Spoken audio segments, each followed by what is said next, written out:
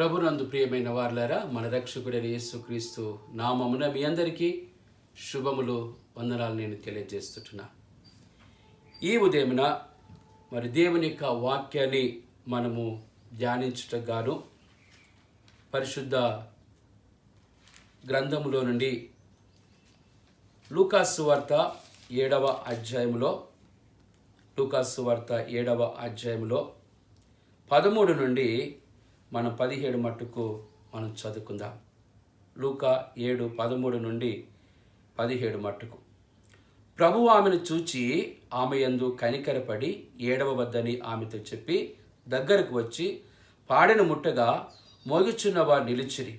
ఆయన, చిన్నవాడా లెమ్మని నీతో చెప్పుచున్ననగా ఆ చనిపోయిన వాడు లేచి కూర్చుండి మాటలాడసాగాను.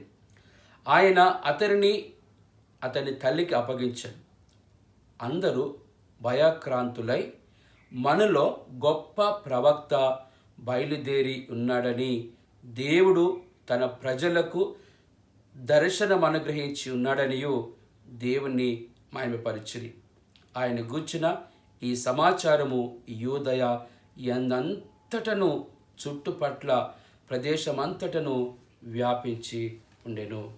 ప్రభునందు ప్రియమైన వారలారా, మరి యేసు ఎవరు అనే యొక్క అంశాన్ని మనం ధ్యానం చేస్తూ వాక్య భాగంలో మనం చూసినట్లయితే యేసు ఎవరు అనే అంశాన్ని మనం ధ్యానం చేస్తే ఇక్కడ యేసు ప్రవక్త అనే ఈ మాటను మనం ధ్యానం చేయబోతున్నాం. ప్రవక్త అనే మాట హీబ్రూ భాషలో నబీయిం అనే మాట వాడింది.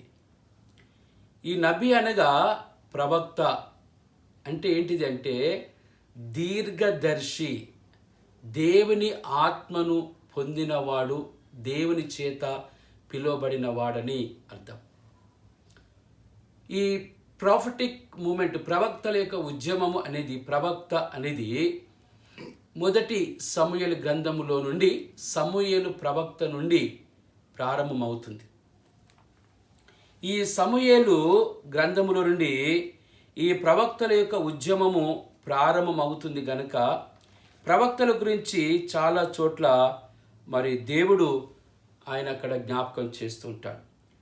సమూయేలు మొదటి గ్రంథం 3వ అధ్యాయంలో 20వ వచనంలో, కాబట్టి సమూయేలు యెహోవాకు ప్రవక్తగా స్థిరపడనని దాను మొదలుకొని బెయేర్షెబ వరకు ఇశ్రాయేలీయులందరూ తెలుసుకొనిరి. ప్రవక్త అనే మాట ఇక్కడ మనం చూస్తాం. మోషే కూడా ద్వితీయోపదేశ కాండము 18వ అధ్యాయములో అక్కడ మాట్లాడుతూ మరి నా వంటి ప్రవక్తను మీ కొరకు ఒకరిని పుట్టించును అని అక్కడ ఈ పదాన్ని మోషే వాడతాడు. ఇక్కడ ద్వితీయోపదేశ కాండం 18:16లో ఆయన అంటున్నటువంటి మాట 3వ లైన్లో, నీ దేవుడైన యెహోవా నీ మధ్యను నా వంటి ప్రవక్తను నీ సహోదరులలో నీ కొరకు పుట్టించును, ఆయన మాట నీవు వినవలెను. ప్రవక్త అనేటటువంటి మాట, దీర్ఘదర్శి అనేటటువంటి మాట. దీర్ఘదర్శిని ఆ రోజులలో చాలామంది ఆయా సమయ సందర్భాలలో దర్శించేటటువంటి వారు. ఈ ప్రవక్తలను వారి సమస్యల్లో, అనారోగ్యంలో, క్లిష్ట పరిస్థితులలో ప్రవక్తలను ఆశ్రయించి దేవుని చిత్తాన్ని, దేవునికి గైడెన్స్ లేదా దేవుని గురించినటువంటి విచారణ, ఎంక్వైరీ ప్రజలు దేవుని ద్వారా మరి విచారించడం ద్వారా తెలుసుకునేవారు. మరి దావీదు మహారాజు అంటాడు 34వ కీర్తన 4వ వచనం, నేను యెహోవా యొద్ద విచారణ చేయగంటాడు. దేవుని యొద్ద ఎంక్వైరీ చేయడం, విచారించడం, ఏంటిది, ఎట్లా, ఏం కథ. పరిశుద్ధ గ్రంథములో ఈ ప్రవక్తలను ఆశ్రయించి ఎంక్వైరీ చేసినటువంటి వారిని కొంతమందిని మనం ఇక్కడ చూస్తాం. ఈ మొదటి సమూయేలు గ్రంథములో 9వ అధ్యాయములో పిల్లరా వాక్య భాగములో మనం చూసినట్లయితే 8వ వచనంలో, వాడు సౌలుతో, చిత్తగించుము, నా యొద్ద పావుతులము వెండి కలదు, మనకు మార్గము తెలియజెప్పినందుకై దానిని ఆ దైవజనుడికి ఇత్తుమనెను. ఇప్పుడు ప్రవక్తైను పేరు పొందినవాడు పూర్వం దీర్ఘదర్శి అనిపించుకొనెను. పూర్వం ఇశ్రాయేలులో దేవుని యొద్ద విచారణ చేయుటకై ఒకడు బయలుదేరిన ఎడల మనము దీర్ఘదర్శకుని యొద్దకు పోవద్దము రండని జనులు చెప్పుకొనుట వాడుక. ఇక్కడ సౌలు అతని పనివాడు. సౌలు యొక్క గాడిదలు పోయినవి గనక అవి దొరకయా, ఎక్కడ ఉన్నాయి అనేది ఎంక్వైరీ చేయడానికి ఎంక్వైరీ చేయడానికి దేవుని యొద్దకు వారు వెళ్ళినట్లుగా ఇక్కడ మనం చూస్తూ ఉంటాం. కాబట్టి పరిశుద్ధ గ్రంథంలో ఇక్కడ సౌలు దేవుని యొద్ద ఎంక్వైరీ చేసినట్లుగా మనం చూస్తాం. ఇంకా రాజుల రెండవ గ్రంథములో పిల్లరా 4వ అధ్యాయంలో ఒక ప్రవక్త యొక్క శిష్యుని భార్య కూడా ఎలీషా ప్రవక్తను ఆశ్రయించినట్లుగా మనం ఇక్కడ చూస్తాం. 2వ రాజుల గ్రంథములో పిల్లరా 2వ రాజుల గ్రంథములో ఆయన చెప్తున్నటువంటి మాట, ఒక శిష్యుని భార్య అప్పులవారు వచ్చి తన 2 కుమారులను తీసుకొని పోతున్నప్పుడు నేనేం చేయాలి, నా పరిస్థితి ఏంటిది అని అడిగినప్పుడు అప్పుడు ఎలీషా ప్రవక్త, నీ ఇంట్లో ఏముంది, దాన్ని తీసుకొని రా అంటే దాని గురించి చెప్పినప్పుడు, అయ్యా నాకు నూనె కుండ ఒకటి ఉంది అంటే అప్పుడు ఆయన చెప్తాడు, అమ్మా ఇదిగో నీ వాడలోనికి వెళ్ళి ఎన్ని పాత్రలు దొరుకుతాయి అవన్నీ తీసుకొని వచ్చి నీవు నీ కుమారులు ఇంట్లోకి పోయి తలుపులు మూసి నీ కుండలో ఉన్న నూనె అంతా అందులో పోసేసాయి అనగానే ఆమె ఎలీషా ప్రవక్త చెప్పినట్లు చేయగా ఆమె పిల్లరా ఆ కుండలన్నీ పాత్రలన్నీ కూడా నూనెతో నింపబడ్డాయి. అప్పుడు అన్నాడు ఎలీషా, నీవు వెళ్ళి ఆ నూనెను అమ్మి నీ అప్పు తీర్చి ఉన్నదానితో నువ్వు బ్రతుకు అని అక్కడ ఆయన జ్ఞాపకము చేస్తూ ఉంటాడు. కాబట్టి పిల్లరా ప్రవక్తలను ఆ రోజులలో దర్శించేటటువంటి వారు. రాజుల గ్రంథములో కూడా మనం చూసినట్లయితే ఒక రాజు ఆయన యొక్క కుమారుడు చనిపోయే పరిస్థితులలో ఉన్నప్పుడు అహాజ్యా అనే రాజు వాని కుమారుడు చనిపోయే పరిస్థితులలో ఉన్నప్పుడు ప్రవక్త దగ్గరికి తన పనివారిని ఆయన పంపిస్తాడు. తన భార్యను పంపిస్తున్నట్లుగా వాక్య భాగం మనం చూస్తాం. ఇలా ఈ ఎంక్వైరీ అనేది ప్రవక్తలు విచారించడం అనేది మనం చూస్తాం. ప్రవక్తలు దేవుని ఆత్మచేత నింపబడి భవిష్యత్తులో జరగబోయే విషయాలను, ప్రస్తుత పరిస్థితుల నుండి తప్పించుకునే మార్గాన్ని దేవుని ద్వారా వారు ప్రజలకు బోధించేవారు. కాబట్టి ఇలా చాలామంది ఎంక్వైరీ చేసినట్లుగా ఈ వాక్య భాగం మనం చూస్తాం. ఇక్కడ యేసుక్రీస్తు ప్రభు ఒక ప్రవక్త అని ఆనాటి ప్రజలు వారు అంటున్నటువంటి ఈ విషయం. యేసు ప్రభు కూడా ఒక ప్రవక్త అనగా దేవుని ఆత్మచేత నింపబడి ఈ లోకానికి పంపించబడినటువంటి వాడు. దేవునికి ప్రజలకు మధ్యవర్తిత్వము చేసేటటువంటి వ్యక్తిగా ఇతన్ని మనం ఇక్కడ చూస్తూ ఉంటాం. కాబట్టి యేసుక్రీస్తు ప్రభువును ప్రవక్తగా గుర్తించినటువంటి వారిలో మనం ఇక్కడ ఈ నాయిన్ అనే ఊరిలో ఆ విధవరాలి కుమారుణ్ణి చనిపోయినటువంటి ఆ స్థితిలో నుండి లేపినప్పుడు ఆనాటి ప్రజలందరూ కూడా అంటున్నటువంటి మాట ఏంటంటే, అందరూ భయాక్రాంతులై మనలో గొప్ప ప్రవక్త బయలుదేరి ఉన్నాడనియు, దేవుడు తన ప్రజలకు దర్శనం అనుగ్రహించి ఉన్నాడనియు దేవుణ్ణి మహిమపరచుట. కాబట్టి ప్రభునందు ప్రియమైన వారలారా, లోకములో ఉన్నటువంటి మనం ఆనాటి ప్రజలు ఆ చనిపోయినటువంటి నాయను విధవరాలు కుమార్ లేపుట ద్వారా యేసు ప్రభుల్లో ఉన్నటువంటి ఆ యొక్క శక్తిని, యేసు ప్రభులో ఉన్నటువంటి ఆ మహిమను వారు చూసి ఇది ఎవరో కాదు, యెహోవా దేవుడే మనకు ఈయన ద్వారా, యేసు ప్రభు ద్వారా దర్శనమిస్తున్నాడని వారు విశ్వసించి ప్రభును హత్తుకొని జీవించినట్లుగా ఈ వాక్య భాగం మనం చూస్తాం. అందరూ యేసు ప్రభును ఒక ప్రవక్తగా, అంటే అక్కడ జరిగినటువంటి చనిపోయినటువంటి ఒక వ్యక్తిని లేపడం ద్వారా యేసు ప్రభు ఒక ప్రవక్త అని వారు ఇక్కడ గుర్తించినట్లుగా ఈ వాక్య భాగం మనం చూస్తాం. యోహాను సువార్త 4వ అధ్యాయములో పిల్లరా, ఇక్కడ యేసుక్రీస్తు ప్రభు సమరయ స్త్రీతోటి ఆయన మాట్లాడుతున్నప్పుడు ఆ సమరయ స్త్రీ అంటున్న మాట ఏంటంటే, యోహాను 4:19 అప్పుడు ఆ స్త్రీ, అయ్యా నీవు ప్రవక్తవని గ్రహించుచున్నాను, నీవు ప్రవక్తవని గ్రహించుచు ఉన్నాను. ఎందుకొరకు ఆమె ఈ మాట అనగలిగింది, ప్రవక్త అనే మాట అంటే, ఇక్కడ వాక్య భాగం చూసినట్లయితే, అమ్మా నువ్వు నీళ్లు నన్ను అడుగుతున్నావు కదా, ఆ నీళ్లు కావాలి అంటే నీ భర్తను తీసుకొని రా, ఇప్పుడున్నవాడు నీ భర్త కాదు కదా, నీకు 5 పెర్మిట్లు ఉండిరి, ఇప్పుడు ఉన్నవాడు నీ భర్త కాదు.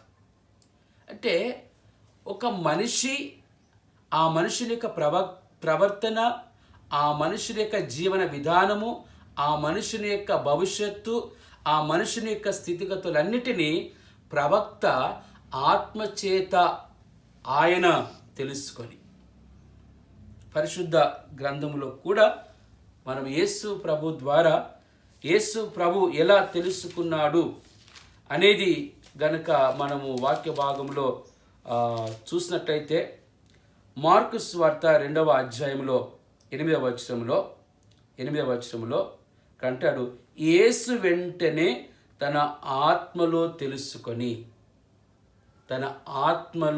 తెలుసుకొని అంటాడు. 3వ అధ్యాయంలో పిల్లరా వాక్య భాగం చూసినట్లయితే, ఆయన వారి హృదయ కాఠిన్యమునకు ఆయన బాధపడి అని అంటాడు. ఇంకొక సందర్భంలో ఆయన తన ఆత్మ ద్వారా తెలుసుకొని, ప్రభు యొక్క ప్రసన్నత, ప్రత్యక్షత, దేవుని దర్శనము, దేవుని యొక్క ఆత్మ అభిషేకం యేసు ప్రభులో ఉంది. కాబట్టి యేసుక్రీస్తు ప్రభు ఆత్మచేత నింపబడ్డాడు గనుక ప్రతి మనుషుని ఎరిగినవాడు. అందుకొరకే యోహాను 2:23 యేసు అందరిని ఎరిగినవాడు అనే మాటగా రాస్తారు. ఈ యొక్క సమరయ స్త్రీ కూడా తన జీవితాన్ని గురించి ఆమె చెప్పినప్పుడు వెంటనే నువ్వు ప్రవక్తవని ఆమె, అంటే ప్రవక్తలు మాత్రమే ఇలాంటి విషయాలు చెప్పగలరు, ప్రవక్తలు మాత్రమే ఆత్మచేత తెలుసుకోగలగలరు. నీవు నా జీవితాన్ని, నా బ్రతుకును, భవిష్యత్తును ఎరిగినవాడు అని ఆమె గ్రహించి వెంటనే క్రీస్తు అనబడిన మెస్సియా వచ్చునని ఎరుగుదును అనగానే ఆయన నేనే అని యేసయ్య ఆమెకు ప్రత్యక్షపరుచుకుంటాడు. కాబట్టి పిల్లరా, మరి వాక్య భాగములో చూసినట్లయితే ఆమె వెంటనే ఆమె ఊరిలోనికి వెళ్ళి ఆమె ఇచ్చిన సాక్ష్యం ఏంటంటే, నేను చేసినవన్నీ నాతో చెప్పిన వానిని వచ్చి చూడుడి, నేను చేసినవన్నీ నాతో మరి చెప్పిన వానిని మీరు వచ్చి చూడుడి అని తన ఊరిలోనికి వెళ్ళి ఆమె సాక్ష్యం ఇచ్చినటువంటి ఈ సందర్భాలు మనం ఇక్కడ చూస్తూ ఉంటాం. కాబట్టి పిల్లరా, మరి ఈ లోకములో ఉన్నటువంటి మనం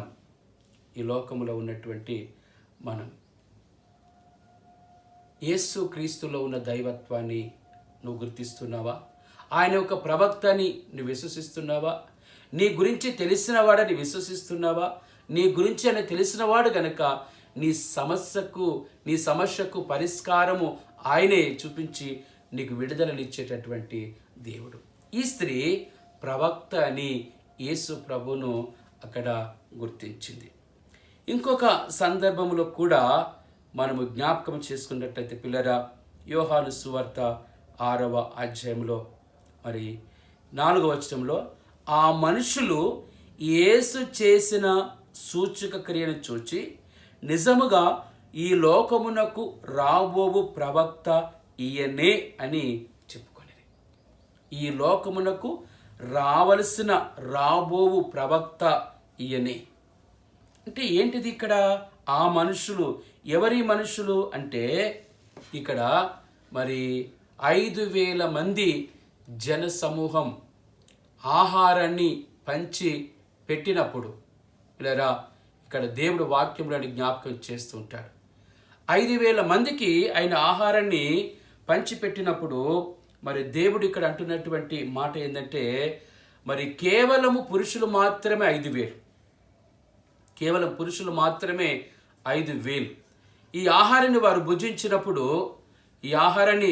భుజించినప్పుడు యేసు క్రీస్తులో ఉన్నటువంటి దైవత్వాన్ని, ఈయన ఒక ప్రవక్త అంటే ప్రవక్తలో దేవుని ఆత్మ ఉంది కాబట్టి ఈ ఇంటి 5 రొట్టెలు 2 చేపలను ఆయన 5,000 మందికి ఆయన ఆహారంగా పెట్టగలిగినాడు అని ఆ ప్రజల యొక్క విశ్వాసం. అంటే దేవునిలో ఉన్నటువంటి ఆ మహిమ. పిల్లరా, మరి అక్కడ ఫిలిప్ ఉన్నాడు, పేతురు ఉన్నాడు, ఆంద్రయ ఉన్నాడు, అందరూ ఉన్నారు. అక్కడ మరి వాక్య భాగంలో మనం చూసినట్లయితే ఫిలిప్ యొక్క సొంత ఊరు బేత్సైదా అనే ప్రాంతంలో 5 రొట్టెలు 2 చిన్న చేపలు 5,000 మందికి వారు మరి పంచిపెట్టగా 12 గంపల నిండా వారు ఎత్తినప్పుడు ఆ మహిమను వారు చూచి ఈయన ఒక ప్రవక్త అని వారు దేవుల్లో ఉన్న ఆ మహిమను వారు చూచి దేవుణ్ణి విశ్వసించిన వారుగా ఈ వాక్య భాగం మనం చూస్తూ ఉంటాం. ఇంకొక సందర్భంలో గనుక మనం చూసినట్లయితే మరి యోహాను సువార్తలు పిల్లరా, మరి ఇక్కడ వాక్య భాగం చూసినట్లయితే 17వ వచనంలో, కాబట్టి వారు మరలా ఆ గుడ్డివానితో, అతడు నీ కన్నులు తెరిచినందున నీవతను గూర్చి ఏమనుకొనుచున్నావని అడగగా వాడు ఆయన ఒక ప్రవక్త అని గుడ్డివాడు మరి ఇస్తున్నటువంటి ఒక సాక్ష్యం. ఈయన ఒక ప్రవక్త. ఎందుకంటే పిల్లరా, పుట్టుకతో గుడ్డివాడుగా ఉన్నటువంటి ఇతన్ని కన్నులు తెరిచినటువంటి దేవుడు. ఎప్పుడైతే గుడ్డివాని కన్నులు తెరవబడ్డాయో, అక్కడ ఉన్నటువంటి మత సంబంధమైనటువంటి నాయకులు పిల్లరా, మరి ఇక్కడ ఉన్నటువంటి యూదా మత పెద్దలు వచ్చి వారి తల్లిదండ్రులను అక్కడ వారు హింసిస్తూ ఉంటారు. కారణం ఏంటంటే ఇక్కడ వాక్య భాగం చూసినట్లయితే యోహాను 9:22లో వాని తల్లిదండ్రులు యూదులకు భయపడి అలాగూ చెప్పారు. ఎందుకని ఆ స్త్రీ ఆయన ఎవరైనాను ఒప్పుకొని ఎడల వాని సమాజ మందిరంలో నుండి వెలువేతుమని యూదులు అంతకు మునుపు నిర్ణయించుకొని ఉండిరి. అంటే యూదులకు భయపడి యేసు అని వారు చెప్పడం లేదు, యేసు ప్రభును వారు ఒప్పుకోవడం లేదు. కానీ దేవుని చేత స్వస్థత పొందినటువంటి ఈ యొక్క వ్యక్తి మాత్రం గుడ్డివాడు పిల్లరా, ఈయన ఒక ప్రవక్త, నా కన్నులు తెరిచిన వాడు ఒక ప్రవక్త. ప్రేమైనటువంటి దేవుని పరిశుద్ధ సంగమా, ఈ వాక్యాన్ని వింటున్నటువంటి నీవు యేసు ప్రభును నువ్వేమనుకుంటున్నావు? అందుకొరకే యేసు ఎవరు అంటే యేసు ఒక ప్రవక్త. దేవుని ఆత్మ చేత నింపబడి ప్రజలు విచారించినప్పుడు ప్రజలకు కావలసిన సందేశాన్ని అందిస్తూ, ప్రజలను స్వస్థపరుస్తూ, ప్రజలను సరైన మార్గములో నడిపిస్తూ, ప్రజలను దేవుని విశ్వాసములో బలపరిచి దేవుని కొరకు రాజ్యాన్ని ఏర్పరిచేటటువంటి వ్యక్తి ఒక ప్రవక్త అని ఇక్కడ దేవుడు ఈ వాక్యం ద్వారా జ్ఞాపకం చేస్తున్నాడు. నీ జీవితంలో యేసు ప్రభు ఎన్నో అద్భుతాలు చేసి ఉండవచ్చు. నీ జీవితంలో యేసు ప్రభు అనేకమైన గొప్ప కార్యాలు చేసి ఉండవచ్చు.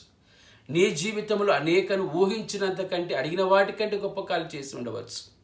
నువ్వు ఎలా దేవుని అర్థం చేసుకున్నావు? ఇలారా నీ జీవితంలో, నా జీవితంలో, మనందరి జీవితాల్లో యేసు ప్రభు ఒక ప్రవక్త అని మనం ఎప్పుడైతే గ్రహిస్తామో ఆయన మన జీవితంలో గొప్ప అద్భుతాలు చేసి మనలను దైవికమైనటువంటి మార్గములో నడిపిస్తాడని మరి దేవుడు ఈ వాక్యం ద్వారా మనకు జ్ఞాపకం చేస్తుంటున్నాడు. యేసు గొప్ప ప్రవక్త అని ఇక్కడ వాక్య భాగంలో ఆయన జ్ఞాపకం చేస్తూ ఉంటాడు. ఇంకొక సందర్భంలో మనం జ్ఞాపకం చేసుకుంటే పిల్లరా, మరి మత్తయి సువార్త 21వ అధ్యాయంలో పిల్లరా, మనం 11వ వచనం చూసినట్లయితే, జన సమూహము ఈయన గలిలయలోని నజరేతు వాడగు ప్రవక్త అయిన యేసు, ఈయన ప్రవక్త అయినటువంటి యేసు అని ఆయన గురించి రాస్తారు. జన సమూహములు. ఇక్కడ మరి యోహాను సువార్త 12వ అధ్యాయంలో 18వ వచనం చూసినట్లయితే, అందుచేత ఆయన ఆ సూచక్రియ చేసినని జనులు విని ఆయన ఎదుర్కొనబోయిరి. కావున పరిసయ్యులు ఒకరితో ఒకరు, మన ప్రయత్నం ఎట్లు నిష్ప్రయోజనం పోయినవో చూడుడి, ఇదిగో లోకము ఆయన వెంట పోయినదని చెప్పుకొనిరి. ప్రియులారా, లాజరును సమాధి నుండి లేపుట ద్వారా యేసు ప్రభును చనిపోయిన లాజరును చూడడానికి ఈ మటల ఆదివారం రోజున చాలామంది యేసు ప్రభుని వెంబడించినట్లుగా మనం ఇక్కడ చూస్తాం. అంటే మృతులలో నుండి మురిగి వాసన పడినటువంటి 4 రోజులైనప్పటికీ అందులో నుండి లేపినటువంటి దేవుడు. కాబట్టి ఆనాటి జనసమూహము యేసు ప్రభు చేయించినటువంటి కార్యాలను బట్టి నజరేయుడగు ప్రవక్త అయిన యేసు అని వారక్కడ యేసు ప్రభును గుర్తించి ఆరాధించినట్లుగా చూస్తాం. కాబట్టి లోకములో ఉన్నటువంటి మనము పిల్లరా, దేవుని బిడలము, విశ్వాసముగా ఈ లోకములో ఉన్నాము గనుక మరి అతను నమ్మినటువంటి మనం యేసు ప్రభులో ఉన్న దైవత్వాన్ని నీవు ఎప్పుడైతే గుర్తించుతావో అనేకమైన అద్భుతాలు, మహిమగల కార్యాలు ఈ లోకంలో నువ్వు చూస్తావని మరి దేవుడు ఈ వాక్యం ద్వారా ఆయన జ్ఞాపకం చేస్తుంటున్నాడు. కాబట్టి మరి ఈ వాక్యం వింటున్నటువంటి మనం పిల్లరా, ఎప్పుడైతే ప్రవక్తగా నువ్వు అర్థం చేసుకుంటావో మరి దేవుణ్ణి ఏ పరిస్థితుల్లోనైనా నువ్వు ఆశ్రయించినప్పుడు నీ ప్రతి పరిస్థితికి ఆయన జవాబిచ్చే దేవుడు. అందుకొరకు దావీదు అంటాడు, నేను యెహోవా యొద్ద విచారణ చేయగా, 34వ కీర్తనలో, నేను యెహోవా యొద్ద విచారణ చేయగా ఆయన నాకు ఉత్తరం ఇచ్చెను, నాకు కలిగిన భయములన్నిటి నుండి నన్ను తప్పించాను. అది ఏ భయము ఉన్నా ఆ భయం నుండి తప్పించేటటువంటి దేవుడు. అని అంటాడు తరువాత, యెహోవాను ఆశ్రయించు వారికి ఏ మేలు కొదువై ఉండదు అని దేవుడు ఈ వాక్యం ద్వారా జ్ఞాపకం చేస్తాడు. అంటే ఆయన ప్రవక్త గనుక తనలో ఉన్నటువంటి దైవత్వము చేత నీ ప్రతి అవసరాన్ని తీర్చి మేలుతో నింపి తృప్తిపరిచేటటువంటి దేవుడు. అందుకొరకే 107వ కీర్తన అంటాడు దేవుడు, ఆశగల ప్రాణమును మేలుతో నింపి తృప్తిపరిచేటటువంటి దేవుడు ఆయన.